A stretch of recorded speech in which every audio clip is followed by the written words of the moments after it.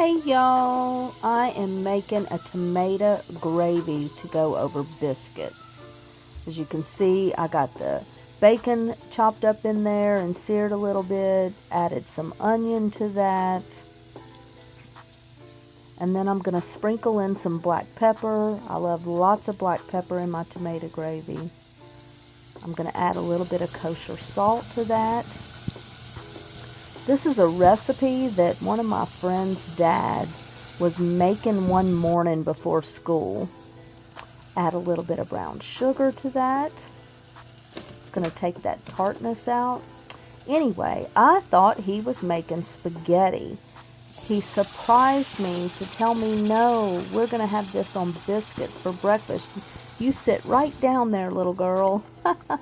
It was so good. It's one of my favorite things. So I added some tomatoes to the bacon and onions, and I'm using my Pampered Chef food chopper to break those tomatoes up. This tool is fabulous. If you don't have one, you really need to get one. Then I cooked it for about an hour and a half. Sometimes I can cook this for a couple of hours. It gets this dark, rich tomato flavor that kind of turns nutty. I'm adding a little butter to this because I'm serving it on biscuits. And yum, it was so good.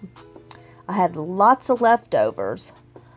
So I took some leftover French bread and made crumbs out of it. And I seasoned up some chicken breast and seared that down in an iron skillet on the stove. And then I threw it in the oven and cooked it for a little while with the tomato gravy on top. When it was almost done, I threw on some shredded cheese and popped it back in the oven to melt. And then I picked some fresh basil from my garden, and my granddaughter chopped that all over the top.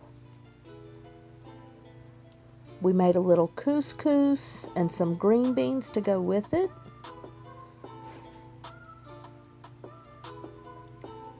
She's doing a great job chopping this up. And then we served it with the green beans and the couscous. It was so good. Yum, y'all. Try you some tomato gravy.